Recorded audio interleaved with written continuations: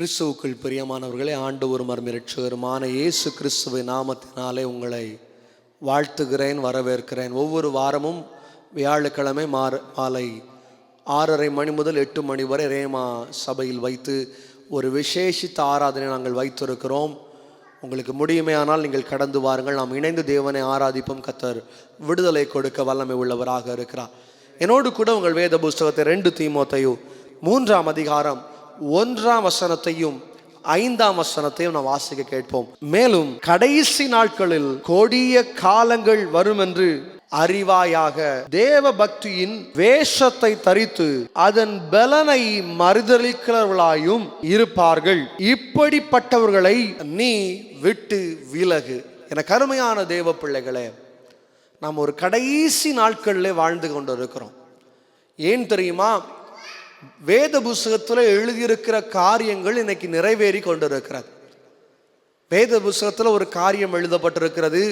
கடைசி நாட்களில், அந்தி கிறிஸ்துவின் நாட்களிலே நம்முடைய தலையில் ஒரு சிப் ஒன்று மாட்டுவார்கள் என்று மிக தெளிவாக இந்த வேத புஸ்தகம் நமக்கு கற்றுத்தருகிறது. ஸோ 2000 வருஷத்துக்கு முன்னாடி இந்த காரியத்தை சொல்லும் பொழுது யாருமே நம்பி இருக்க மாட்டாங்க. 1900களில் கூட இதை யாரும் நம்புறதற்கான எந்த சாத்தியக்கூறும் இல்லை. 2024 எலான் மஸ்க் நியூரோலிங்க் என்கிற ஒரு கம்பெனி அவர் உருவாக்குறாரு யுனைடெட் ஸ்டேட்ஸ் ஆஃப் அமெரிக்காவில். அதில் ஒரு சிப் ஒன்று கண்டுபிடிக்கிறார்கள். அந்த சிப்பு எங்கே வைக்கிற சிப் தெரியுமா? மூளையில் ஃபிக்ஸ் பண்ணுற சிப். ஏறத்தாழ நம்முடைய இந்தியா கரன்சி 2 ரூபாய் நாணயத்தின் அளவிற்கு அந்த சிப்பானது இருக்கிறது.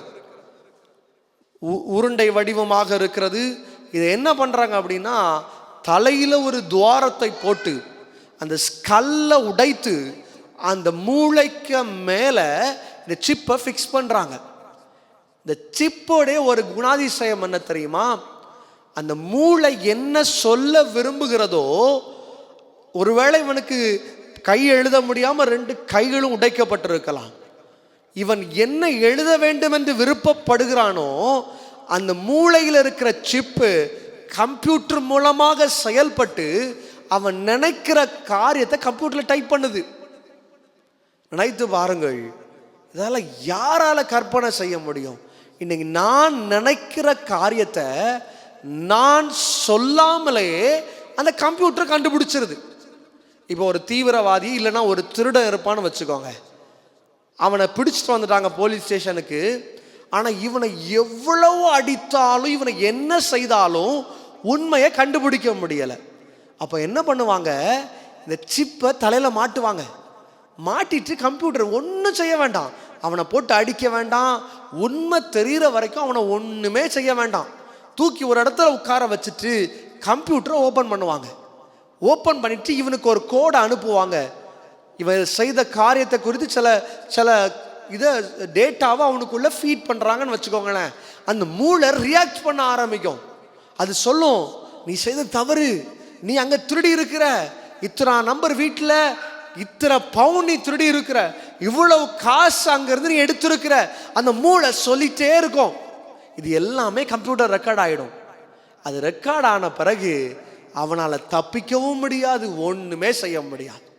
இதுதான் வேத புஸ்தகத்தில் எழுதப்பட்டிருக்கிறது. கடைசி நாட்களில் தலையில் ஒரு சிப்பை மாட்டுவாங்க. அந்த சிப்பு உங்கள் தலையில் இருக்குன்னா நீங்கள் எங்கே போகிறீங்க, என்ன யோசிக்கிறீங்க, எந்த பாட்டு பாடுறீங்க, அந்த கஷ்டத்தின் நேரத்திலும் உபத்திரவத்தின் நேரத்திலும் ஆண்டவரை நோக்கி பாடுறீங்களா, இயேசுவேன்னு ஒரு வார்த்தையை சொல்கிறீங்களா, அது நோட் பண்ணிக்கிட்டே இருக்கும்.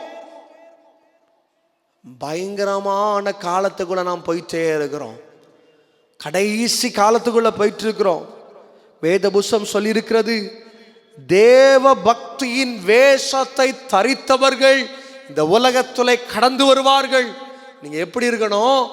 ஜாக்கிரதையாக இருக்கணும்.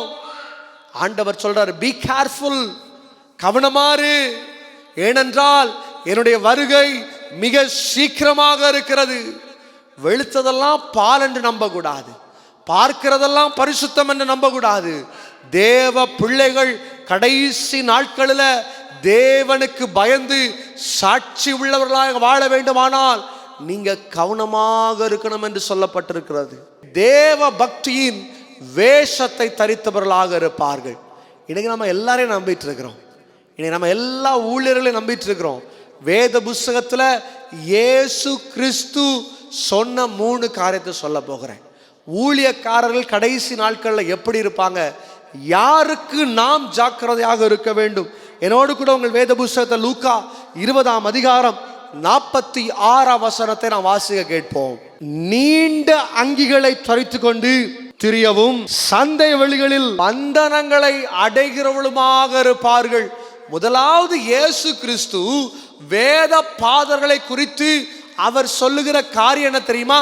வேத பாதர்கள்லாம் ஏறனா இந்த வேதத்தை எடுத்து பிரசங்கம் பண்றவங்க ஊழியக்காரங்களை குறித்து ஆண்டவர் சொல்றாரு. அவங்க கடைசி நாட்கள்ல தேவ ஊழியக்காரர்கள் இடத்துல இங்க எச்சரிக்கையா இருக்கணும். அவங்க எப்படிப்பட்டவர்களாக இருப்பாங்க தெரியுமா? நல்லா அங்கேயே தரித்து கொண்டு ரோட்ல போகும்போது எல்லாரும் அவங்கள வணக்கம் போடணும்னு ஆசைப்படுவாங்களாம். இப்படிப்பட்டவர்களிடத்துல நீங்க ஜாக்கிரதையாக இருக்கணும். அங்கேன்னு சொன்ன உடனே நீங்க நினைச்சிடக்கூடாது நம்ம சபையுடைய போதகரையா சொல்றாரு, அப்படிலாம் யோசிச்சிடக்கூடாது. இயேசு கிறிஸ்து மிக ஆழமான ஒரு சத்தியத்தை வச்சிருக்கிறாரு. என்ன சத்தியம் தெரியுமா? வெளிப்பிரகாரமாய் ஒருவன் தன்னை ஊழியக்காரன் என்று காட்டும்படியாக அவன் எதை செய்தாலும் அவனிடத்துல நீங்க ஜாக்கிரதையாக இருக்கணும். இன்னைக்கு ஊழியக்காரங்களுக்கு சில யூனிஃபார்ம் வச்சிருக்கிறாங்க, சில சபையில் இருக்கிறது ஒரு பக்கம் இருக்கட்டும். ஆனா ஆண்டவர் சொல்றாரு, நீ நார்மலா ஒரு மனுஷனாக இரு. உன்னை நான் மனுஷனாக தான் படைச்சிருக்கிறேன், உன்னை விசேஷமானதான் படைச்சிருக்கிறேன். ஆனா உன்னுடைய ஆடையோ உன்னுடைய வெளிப்பிரகாரமான தோற்றமோ அது தேவனுக்கு முக்கியம் அல்ல. சாமுவேல் தாவீதை சூஸ் பண்றதுக்காக, இஸ்ரவேலின் ராஜாவை சூஸ் பண்றதுக்காக தாவீதுடைய வீட்டுக்கு போறான். நல்லா கவனிங்க, சாமுவேல் எப்படிப்பட்டவர் தெரியுமா? வேத புஸ்தகம் சொல்லியிருக்கிறது, அவர் தேவனால தெரிந்தெடுக்கப்பட்டவர், தேவனால அபிஷேகம் பண்ணப்பட்டவர். ஆண்டவர் அவனை நோக்கி தேடி வந்து கூப்பிடுறாரு, சாமுவேலே சாமுவேலே. இன்னைக்கு நம்ம பேரு சொல்லி கூப்பிடுறதுக்கு இந்த உலகத்துல யாருமே இல்லை. நம்ம பேரை சொல்லி ஆண்டவர் என்னைக்காவது கூப்பிட்டுருக்கிறாரா? என்னைக்காவது ஆண்டவர் நம்ம பேரை சொல்லி கூப்பிடுறத நம்ம கேட்டிருக்கிறோமா? ஆனா சாமுவேலை கூட்டார். அவ்வளவு விசேஷமான மனுஷன், தேவனோடு நெருங்கி இருந்த மனுஷன், ஆலயத்திலே படுத்திருந்த மனுஷன். ஆண்டவர் அனுப்புறாரு, போய் இஸ்ரவேலுக்கு ஒரு தலைவரை கூட்டிட்டு வா, அபிஷேகம் பண்ணிட்டு வான்னு அனுப்புறாரு. ஒவ்வொரு ஆளையா பார்க்கிறான். பார்த்தா ஆண்டவரை பார்த்து சொல்றான், ஆண்டவரே இவன் தானா நீர் அபிஷேகம் பண்ண வேண்டும் என்று விரும்பியது? ஏன் தெரியுமா? உடம்ப பார்க்க புஷ்டியா இருக்குது, வெளியரங்கத்தை பார்க்க புஷ்டியா இருக்குது, வெளிப்பிரகாரமான காரியத்தை பார்க்கும் பொழுது ரொம்ப நல்லா இருக்குது. வசனம் சொல்லியிருக்கிறது, மனுஷன் வெளியரங்கத்தை பார்க்கிறான், ஆனா தேவனோ இருதயத்தை பார்க்கிறாரு. நீங்க யோசித்து பாருங்க, அபிஷேகம் பண்ணப்பட்ட சாமுவேலால கூட தாவீதை கண்டுபிடிக்க முடியல. அவனுடைய அண்ணனெல்லாம் பார்த்துட்டு நினைக்கிறாரு, இவன் பராக்கிரமசாலியாக இருக்கிறான், இவன் தான் ராஜாவாக வர வேண்டும். தாவீதை பார்த்து நினைச்சிருக்கலாம், இவன் இவ்வளவு சின்னதா இருக்கிறானே, இவனை கொண்டு என்ன செய்ய முடியும் என்று யோசித்து இருக்கலாம். இன்னைக்கு நிறைய நேரத்தில் வெளியரங்கமான ஆடையை பார்த்து நாம் நம்பி கொண்டு இருக்கிறோம். வெள்ளையும் போட்ட உடனே பரிசுத்தவான்கள் என்று சொல்லி அவர்கள் கால்களில் விழுந்துட்டு இருக்கிறோம். ஜாக்கிரதையாக இருங்க. ஆண்டவர் சொல்றார், கடைசி நாட்கள் நெருங்கி கொண்டிருக்கிறது. ஆண்டவர் மிக தெளிவாக பேசுகிறார், கடைசி நாட்களில் வாழ்ந்து கொண்டிருக்கிறோம். அவருடைய வருகை மிக சீக்கிரமாக இருக்கிறது. வேத புஸ்தகம் எழுதியிருக்கிறது, நீண்ட அங்கியை தரித்து கொண்டு திரிய விருப்பப்படுகிறார்கள். ரோட்ல போகும்போது நான் தான் ஊழியக்காரன், என்னை பார்த்தாலே ஊழியக்காரன் சொல்லணும். 10 பேர் என்னை பார்த்தா கையெடுத்து கும்பிடுற அளவுக்கு வாழணும். ஆண்டவருக்கு முன்னாடி யாரு தாழ்த்துகிறீங்களோ அவங்கள தான் ஆண்டவர் பரலோகத்தில் உயர்த்துகிற தேவனாக இருப்பார். நீங்கள் வஞ்சிக்கப்படாதபடிக்கு எச்சரிக்கையா இருங்கள். ஏனெனில் அநேகர் வந்து என் நாமத்தை தரித்து கொண்டு நான் தான் கிறிஸ்து என்றும் காலம் சமீபித்தது என்றும் சொல்லுவார்கள், அவர்களை பின்பற்றாதிருங்கள். ஆண்டவராகிய இயேசு கிறிஸ்து இந்த உலகத்தில் வாழும் பொழுது ரொம்ப அழகா தீர்க்க தரிசனமா சொல்லி இருக்கிறாரு. நான் தான் கிறிஸ்து அப்படியே வாழுவாங்க. அவங்களுக்கு பின்னாடி ஒரு கூட்டம் போகும். இன்னைக்கு மனிதர்கள் தவறுதலாக ஒரு காரியத்தை நினைச்சிட்டு இருக்காங்க. என்ன தெரியுமா? பெரிய கூட்டம் இருக்கிறவங்க தான் பரலோகத்துக்கு போவாங்க. ஆண்டவர் பரலோகத்தில் போகும்போது நீ எத்தனை கூட்டத்தை வச்சிருந்த, உன் பின்னாடி இத்தனை ஆத்துமாக்களை வச்சிருந்த, ஆண்டவர் கணக்கு கேட்கவே மாட்டார். ஆண்டவர் கேட்கிற ஒரே ஒரு காரியம், நீ பரிசுத்தமாய் வாழ்ந்திருக்கிறாயா? ஆண்டவர் என்ன பார்த்து இதே கேள்வி தான் கேட்பாரு. நீ பிரசங்கம் பண்ணதெல்லாம் நல்லா தான் பாருக்குது, உனக்கு இத்தனை சபைக்கு அனுப்பின, நீ இத்தனை ஜனங்களுக்கு பேசியிருக்கிற, இதெல்லாம் நல்லா இருக்குது, ஆனா நீ பரிசுத்தமா வாழ்ந்திருக்கிறியா? நீ போட்டிருக்கிற சட்டை நல்லா தான் இருக்குது, வெள்ளையும் வெள்ளையும் நல்லா தான் இருக்கு, பரிசுத்தத்தோடு வாழ்ந்திருக்கிறாயா? நீ போகிற சபை நல்லா தான் இருக்குது, சர்ச் பாஸ்டர் நல்லவர் தான், நீ பரிசுத்தமா இருக்கிறையா? ஆண்டவர் அதை தான் உங்கள்கிட்ட விரும்புறாரு. ஆண்டவர் அதை தான் உங்ககிட்ட எதிர்பார்க்கிறாரு. பரிசுத்தம் இல்லாமல் ஒருவனும் தேவனை தரிசிப்பதில்லை. வேதபுஸ்தகம் அதான் கரெக்டா சொல்லுது. வேதபுஸ்தகம் ரொம்ப தெளிவா சொல்லுகிறது, பரிசுத்தம் இல்லாமல் ஆண்டவரை ஒருத்தனும் பார்க்க முடியாது. அது ஊழியக்காரனாக இருக்கட்டும், வெள்ளையும் வெள்ளையும் போட்டிருக்கட்டும், ஜிப்பா போட்டிருக்கட்டும், சட்டை போட்டிருக்கட்டும், எப்படிப்பட்ட ஆடையை போட்டிருக்கட்டும், ஆண்டவர் பார்க்கிற ஒரே ஒரு காரியம் பரிசுத்தம். இன்னைக்கு கடைசி நாட்களில் ஊழியக்காரங்க எப்படி இருப்பாங்க தெரியுமா? ரோட்டில் போகும்போது, கடைக்கு போனால் அவங்கள கும்பிடுறதுக்கு 10 பேர் வேணும், அவங்கள பார்த்து தலை குனிந்து நிற்க 10 பேர் வேணும். ஆனால் ஆண்டவர் எப்படிப்பட்டவர் தெரியுமா? தலை குனிந்து போனவர்களை தலை தூக்கி விடுகிற தேவனாக இருக்கிறார். ஊழியக்காரனுக்கு முன்பதாலாம் தலை குனிய வேண்டாமா? ஊழியக்காரனை பார்த்துலாம் பிரைசலான்னு சொன்னால் போதும். அவங்கள பார்த்து ஐயோ பயந்து போயெல்லாம் நீங்கள் ஓட வேண்டாம். ஆண்டவருக்கு மட்டும் பயப்படுங்க, தேவனுடைய வசனத்துக்கு மட்டும் பயப்படுங்க, தேவனுடைய வசனத்துக்கு மட்டும் கீழ்ப்படிங்க. ஆண்டவர் உங்களை ஆசீர்வதிக்கிற தேவனாக இருக்கிறார். கரங்களை உயர்த்தி சொல்லுவோமா? ஹல்லேலூயா. ஒரு அழகான ஒரு இங்கிலீஷ் பழமொழி ஒன்று சொல்லுவார்கள், don't judge a book by its cover. வெளியரங்கத்தை பார்த்து என்ன பண்ணக்கூடாது? ஒரு புக்கை நீங்கள் கணக்கு போடக்கூடாது, ஒரு மனுஷனை கணக்கு போடக்கூடாது. வெளியரங்கத்தில் வெள்ளை சட்டை போட்டிருக்கலாம், வெளியரங்கத்தில் பார்த்தா வெள்ளை வெள்ளையா தெரியலாம், ஆனால் வசனம் சொல்லுகிறது வெள்ளை அடிக்கப்பட்ட கல்லறைகளாக இருக்கிறார்கள். இன்னைக்கு வெள்ளை போடுறத தப்புன்னு சொல்லலை, வெள்ளை போடுறது நல்லதான், வெள்ளை கலர் சட்டை போட்டுக்க ரொம்ப நல்லா இருக்குது தான். ஆனால் அதற்கு மேலான ஒரு காரியம் வெளியரங்கமான வாழ்க்கை அல்ல, இருதயத்தில் பரிசுத்தம் உள்ளவர்களாக வாழ வேண்டும், இருதயத்தில் உண்மை உள்ளவர்களாக வாழ வேண்டும், இருதயத்தில் தேவனுக்கு பிரியப்படுகிற வாழ்க்கையை வாழ வேண்டும். அப்படி யார் வாழுகிறார்களோ அவர்கள் கடைசி நாட்களில் இயேசு கிறிஸ்து வரும் பொழுது அவரோடு கூட அந்த மத்திய வானத்தில் தேவனோடு கூட சஞ்சரிக்கிறவர்களாக இருப்பார்கள். அப்படிப்பட்ட ஆசீர்வாதத்தை உங்களுக்கு கர்த்தர் கொடுக்க வேண்டுமானால் கடைசி நாட்களில் பி கேர்ஃபுல். பாஸ்டர்ஸை பார்த்தா கொஞ்சம் கவனமாக இருங்க. முக்கியம்தான், தேவைதான், ஊழியக்காரன ஆண்டவர் உங்களுக்கு கொடுத்திருக்கிறார், தேவைதான். ஆனால் அவர்களிடத்தில் நீங்கள் ஜாக்கிரதையாக இருக்க வேண்டும். வேகமாக 2வது ஒரு காரியத்தை உங்கள் மத்தியில் எடுத்து வைக்க வேண்டும் என்று விரும்புகிறேன். அதே லூக்காவின் புஸ்தகம் 46ஆம் வசனத்தை மறுபடியும் நாம் வாசிக்க கேட்போம்.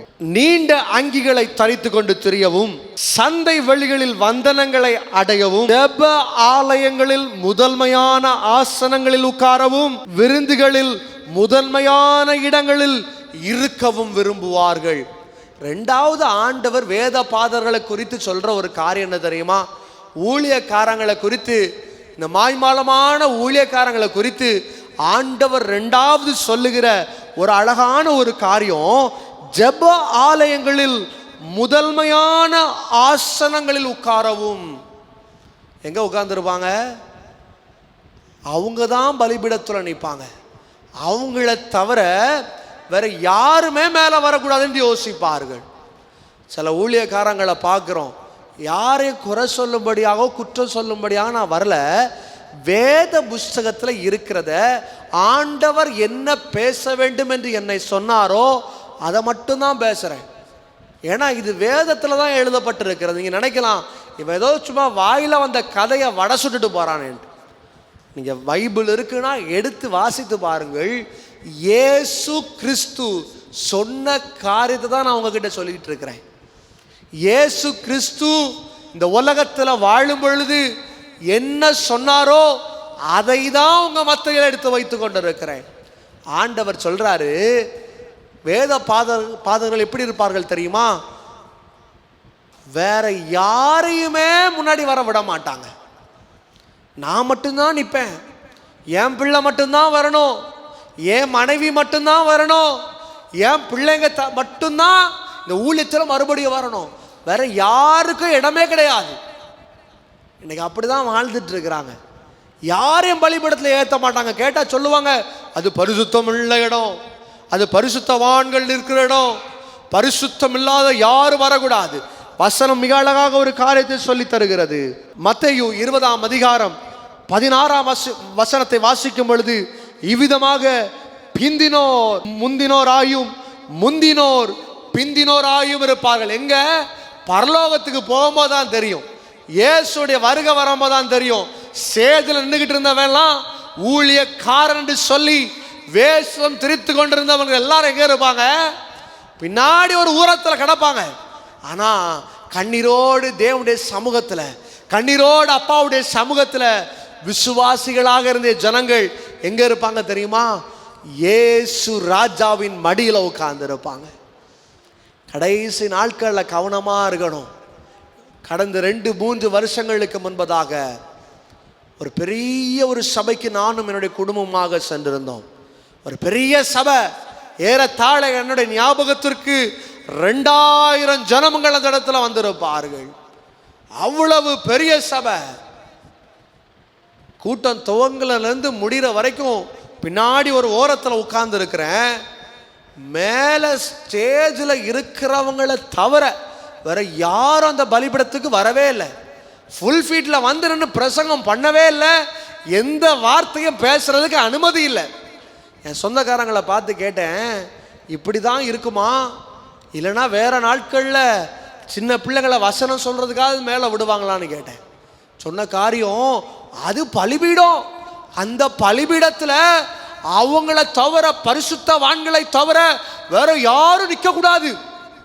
ஒரே ஒரு காரியத்தை புரிந்து கொள்ளுங்கள், இயேசுவானவர் சிலுவையில் தொங்கிட்டு இருக்கும் பொழுது ஒரு காரியம் நடக்குது. தேவாலயத்தின் திரைச்சீலை 2ஆக கிழிக்கப்பட்டது. பழைய பாட்டின் காலத்தில் there was a custom, ஒரு காரியம் இருந்தது. என்ன தெரியுமா? சாதாரண ஜனங்கள் அந்த மகா பரிசுத்த ஸ்தலத்துக்குள்ள போக முடியாது. யார் மட்டும்தான் போக முடியும் தெரியுமா? ஆசாரியன் மட்டும்தான் போக முடியும். the priest மட்டும்தான் எதுக்குள்ள போக முடியும்? மகா பரிசுத்த ஸ்தலத்துக்குள்ள போக முடியும். ஆனா இயேசு இந்த உலகத்திற்கு கடந்து வந்தார், இரத்தத்தை சிந்தினார். எல்லாரும் தேவனை தரிசிக்கலாம். சாதாரண மனுஷன்ல இருந்து எப்படிப்பட்ட பாவம் செய்தவனாக இருந்தாலும் ஆண்டவர் நோக்கி, இயேசுவே என்னை மன்னியும் என்று கேட்டால் அவர் மன்னிக்க வாஞ்சை உள்ளவராக இருக்கிறார். ஆனா அந்த உலகத்துல சில மனுஷன் இருப்பான், இது பரிசுத்த பூமி, நிற்க கூடாது, இந்த இடத்துல நீ நிற்கிறதுக்கு தகுதி இல்லாதவன், உன்னை தகுதிப்படுத்துறது ஆண்டவர், மனுஷன் அல்ல. இன்னைக்கு நிறைய மனிதர்கள் நினைத்து கொண்டிருக்கிறார்கள், அதுல ஏறிட்டா தொருட்டா சாபம் பாவம் இல்லை. ஆண்டவர் உங்க கையில வாழ்க்கையை கொடுத்திருக்கிறார், கையில வேத புஸ்தகத்தை கொடுத்திருக்கிறாரு. நீங்க படிக்க ஆரம்பித்தீங்கன்னா உங்க கண்கள் திறக்கப்படும். இன்னைக்கு கண்கள் மூடி இருக்கிறனால தான் மாய்மாலமாக நம்பி கொண்டிருக்கிறோம். என்ன நம்புறதுனே தெரியல. பாரம்பரியமாக எங்க அம்மா அப்பா இப்படி இருந்தாங்க, எங்க பாட்டி தாத்தா இப்படி இருந்தாங்க, எங்க பெரியம்மா பெரியப்பா இப்படி இருந்தாங்க, நாங்களும் இப்படி இருக்கிறோம். கவனமாக இருங்க பிரியமானவர்களே, தேவனுடைய வருகை சீக்கிரமாக இருக்கிறது. இயேசு ராஜா சீக்கிரமாக வரப்போகிறார். அவருடைய வருகையில வரணும்னா, அவருடைய வருகையில சேர்த்து கொள்ளப்பட வேண்டுமே, ஆனால் you need to be careful. நீங்கள் கவனமாக இருக்க வேண்டும். ஊழியக்காரனை குறித்து கவனமாக இருக்க வேண்டும். ஆண்டவர் சொல்றார், அவங்க எதை விரும்புவாங்க? முதல் இடத்துல நான் தான் நிற்கணும். ஆனா வசனம் சொல்லுது, முந்தி நிற்கிறவெல்லாம் பின்னாடி தள்ளி விட்டுறார் ஆண்டவர்.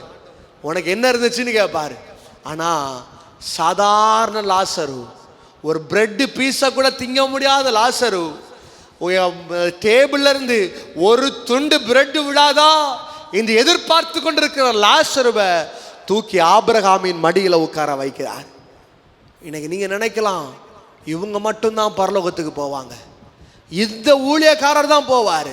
அந்த ஊழியக்காரருக்கு சபைக்கு போனால் மட்டும்தான் போவாங்க. எந்த ஊழியக்காரனுடைய சபைக்கு போனாலும் நீங்க பரலோகத்துக்கு போக முடியாது. ஆண்டவரை விசுவாசித்து நீங்க பரிசுத்தமாக மகமாற்றப்பட்டு ரட்சிக்கப்பட்டு ஞானஸ்தானம் எடுத்தா மட்டும்தான் பரலோக ராஜ்யம் போக முடியும். இன்னைக்கு நிறைய ஜனங்களுடைய கண்கள் அடைக்கப்பட்டிருக்கிறது. ஆண்டவர் இன்னைக்கு உங்க கண்களை திறக்கும்படியாக விரும்புகிறார். ரட்சிக்கப்படுங்க. இந்த மாதிரி மாய்மாலமான காரியத்தெல்லாம் விட்டுட்டு ஆண்டவரே உம்மை நம்புகிறோம் என்று நம்புங்கள். கர்த்தர் உங்களை ஆசீர்வதிக்க வல்லமை உள்ளவராக இருக்கிறார். ஹல்லேலூயா.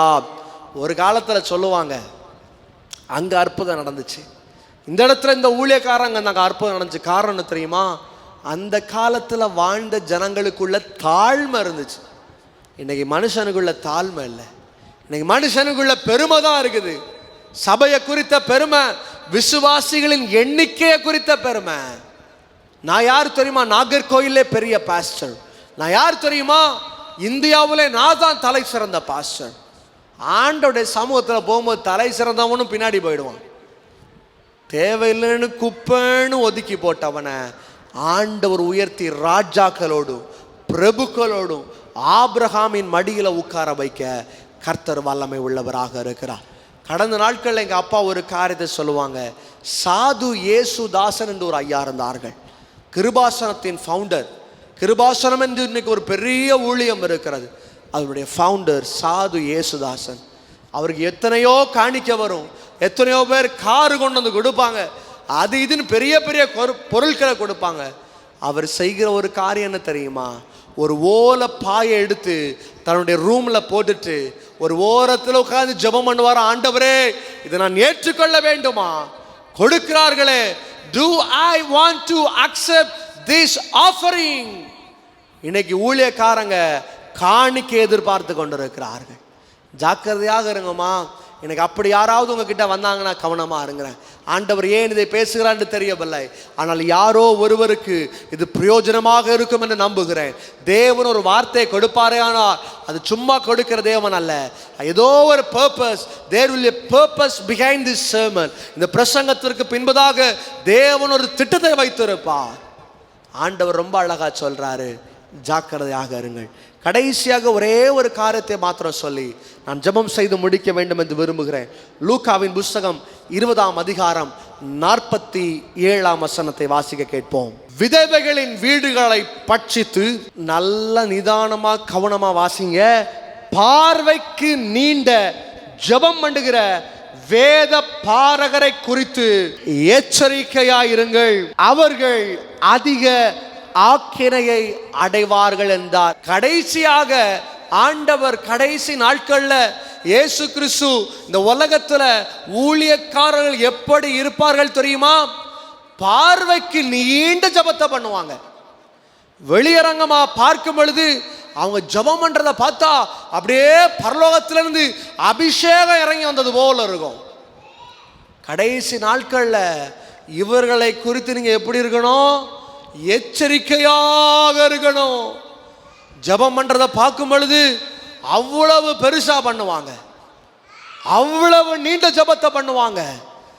ஆராதனை பார்த்தா வாரத்தில் 30 ஆராதனை, பிரசங்கத்தை பார்த்தா வாரத்தில் 32 பிரசங்கம். அவ்வளவு பயங்கரமா பண்ணுவாங்க. கவனமாக இருக்கணும். ஆண்டவர் சொல்றார், பி கேர்ஃபுல் அபவுட் them. கவனமாக இருங்கள். ஆண்டவர் வெளிப்பிரகாரமாக காட்டுறதை விடவும் ஆண்டவர் விரும்புகிற காரியம் என்ன தெரியுமா? யாரு தேவனுடைய சமூகத்தில் ரொம்ப நேரம் முட்டைக்கால் போட்டு இருக்கிறான். இன்னைக்கு அதெல்லாம் மனுஷன் மறந்துட்டாங்க. இன்னைக்கு நான் ஆண்டவர்கிட்ட ஒரே ஒரு காரியத்தை கேட்கிறேன், ஆண்டவரே என்னை பலப்படுத்துங்கப்பா. கடந்த நாட்களில் என்னுடைய காலில் ஒரு பலவீனம் வந்தது, முட்டங்கால் போட்டு ஜெபம் பண்ண முடியலை. ஒவ்வொரு நாளும் தேவனுடைய சமூகத்தில் காலையில் எழும்பி முட்டங்கால் போட்டு ஜெபம் பண்ணுவேன், ஆண்டவரே எனக்கு வாசல்களை தரங்கப்பா. ஆனால் சில சூழ்நிலை வந்த பொழுது, பலவீனம் வந்த பொழுது முட்டங்கால் போட்டு ஜெபம் பண்ண முடியல. என்னுடைய வாசல்கள் அடைக்க ஆரம்பித்தது. அவ்வளவு நாள் ஊழியங்களுக்காக ஓடிக்கொண்டிருந்தேன். அந்த டைம்ல பார்த்தா வெளியில பிரசங்கம் பண்றதுக்கான வாய்ப்பு கிடைக்கல. வாசல்கள் அடைக்கப்பட ஆரம்பித்தது. முடிவெடுத்தேன், இனி என்ன ஆனாலும் பரவாயில்ல, வெளியே போய் ப்ரீச் பண்ணணும்னு ஆசைப்படலை. ஆண்டவரே உம்முடைய சமூகத்தில் காத்திருக்கிறேன், கால்கள் வலிக்க ஆரம்பிக்கும், முட்டங்கால் போட்டு நிற்கும் போது வலிக்க ஆரம்பிக்கும். இருந்தாலும் ஜெபம் பண்ணுவேன், ஆண்டவரே வாசல்களை திறங்கப்பா. நடந்த காரியம் என்ன தெரியுமா? நான் ஜெபம் பண்ண வாசல்கள் திறக்க ஆரம்பித்தது. போன வாரம் மீட்டிங், வர்ற வாரம் கன்வென்ஷன், அடுத்த வாரம் மீட்டிங் இருக்கிறது. இந்த மாதம் முழுவதும் நான் நினைத்து பார்க்க முடியாத அளவிற்கு தேவன் வாசல்களை திறக்க ஆரம்பித்தார். காரணம் என்ன தெரியுமா? இன்னைக்கு வெளிப்பிரகாரமாக வாழ்றது முக்கியம் அல்ல, வெளிப்பிரகாரமாக நீண்ட நீண்ட ஜெபத்தை பண்றது முக்கியம் அல்ல, தேவனுடைய சமூகத்தில் காத்திருப்பது முக்கியம். என்னுடைய வேதாகம கல்லூரி 2015 என்னுடைய அப்பா நடத்தி கொண்டிருந்தார்கள். ஏறத்தாழ நம்முடைய பைபிள் காலேஜ் அந்த டைமில் ஒரு 50-60 பேர் படித்து கொண்டிருந்தார்கள். அப்போது எங்கள் அப்பா டைமை ரொம்ப கரெக்டாக மேனேஜ் பண்ணுவாங்க. 9 மணிக்கு கிளாஸ் ஸ்டார்ட் பண்ண வேண்டுமானால் 8:30 மணிக்கு எல்லோரும் ஹாலில் இருக்கணும். 8:30 மணிலேருந்து 9 மணி வரைக்கும் ஒரு சாப்பல் சர்வீஸ் நடத்துவாங்க. ஒரு 2 பாட்டு பாடி நல்ல ஒரு சின்ன ஆராதனை செய்து வேதத்தில் இருக்கிற வசனத்தை சில காரியங்களை டீச் பண்ணிட்டு அதுக்கப்புறம் ஒவ்வொரு கிளாஸும் அப்படியே பிரிந்து போவார்கள். ஒவ்வொரு இடத்துல வச்சு கிளாஸ் நடந்து கொண்டு இருக்கும். அப்போது இந்த பாஸ்டர் ரொம்ப நல்ல உயர்ந்த ஒரு பாஸ்டர் தான். அவர் அவரும் நம்மக்கிட்ட அந்த பாஸ்டரும் நம்மக்கிட்ட படிச்சுட்டு இருக்கிறாங்க. கரெக்டாக 9 மணிக்கு இந்த கிளாஸுக்கு அவர் வர வேண்டும். சரி, 8:30 மணிக்கு வரலைன்னா 9 மணிக்காக இந்த கிளாஸுக்குள்ளே வந்திருக்கணும். இவர் வந்தார் 11 மணிக்கு வந்தார். வந்தவர் சரி கிளாஸில் உட்காந்து படித்தாரா? இல்லை, நேர கிளாஸுக்கு பின்னாடி முட்டங்கால் போட்டு 2 கையும் தூக்கிட்டு சோதராப்பான்னு நிற்கிறார். செய்தது தவறு, வந்தது தவறு, அதெல்லாம் விட்டுட்டு அவர் ஜெபம் பண்ண ஆரம்பிச்சிட்டார். எங்க அப்பா ஒரே ஒரு வார்த்தை கேட்டாங்க, பாஸ்டர் இது கிளாஸ், நீங்கள் ஜெபம் பண்ணுறதுக்கு சபை இருக்கிறது, வீடு இருக்கிறது, இல்லைன்னா நீங்கள் இங்கே வந்திருக்க கூடாது. லீவு போட்டு வீட்டில் உட்காந்து ஜெபம் பண்ணியிருக்கிறோம். இது வெளிப்பிரகாரமான மனுஷன் பார்க்கும்படியாக உங்களை உயர்த்துறதுக்கான இடம் இது கிடையாது, உங்களை உருவாக்குறதுக்கான இடம் அப்படின்னாங்க. புரிந்து கொள்ள வேண்டிய காரியம், இன்னைக்கு நிறைய ஜனங்கள் இப்படி தான் இருக்கிறாங்க. அவங்க போட்டிருக்கிற அங்கேயே பார்த்து, அவங்க நடக்கிற நடையை பார்த்து, அவங்க வாழ்கிற வாழ்க்கையை பார்த்து, இன்னைக்கு வெளியரங்கத்தை பார்த்து மனுஷன் நம்பிட்டு இருக்கிறான். நீங்கள் ஜாக்கிரதையாக இருக்கணும். ஏன்னு தெரியுமா? ஆண்டவருடைய வருகை மிக சீக்கிரமாக இருக்கிறது. தெய்வத்துடைய வருகை மிக சீக்கிரமாக இருக்கிறது. இன்னைக்கு ஆண்டவர் உங்களை பார்த்து சொல்றாரு, இவர்களை குறித்து நீங்கள் எச்சரிக்கையாக இருங்கள், இவர்களை குறித்து கவனமாக இருங்கள். ஆண்டவர் உங்களை உயர்த்த வல்லமை உள்ளவராக இருக்கிறார். கடைசி நாட்களில் நீங்கள் ஜாக்கிரதை உள்ளவர்களாக இருங்கள். 3 காரியத்தை உங்கள் மத்தியில் எடுத்திருக்கிறேன். முதலாவது, வெளிவேஷம் தரிக்கிறவரிடத்துல கவனமாக இருங்க. 2வது சொல்லப்பட்டிருக்கிறது, எப்போதுமே நான் மட்டும்தான் மேலே இருக்கணும், எப்போதுமே என் குடும்பம் மட்டும்தான் மேலே இருக்கணும், ஸ்டேஜில் என்னை தவிர வேறு யாரும் நிற்கக்கூடாது அப்படின்னு ஒருத்தன் சொல்கிறான்னா அவன்கிட்ட கவனமாக இருங்க. 3வதாக சொல்லப்பட்டிருக்கிறது, பார்வைக்கு பெரிய ஜபத்தை பண்ணுவான். ஜாக்கிரதையா இருங்க. தேவனுடைய சமூகத்தில் உங்களை ஆயத்தப்படுத்துங்க. பத்திரமா உங்கள் குடும்பத்தை பரலோகத்தை கொண்டு வர்றதுக்கு தேவனுடைய சமூகத்தில் முட்டங்கால் போட்டு பரிசுத்தப்படுத்துங்கப்பா. இவர்களிடத்துல நாங்கள் சிக்கி விடாதபடி எங்களை பரிசுத்தப்படுத்துங்க, எங்களை உருவாக்குங்க என்று கேளுங்கள். நிச்சயமாய் தேவன் உங்களை ஆசீர்வதிப்பார். நாம்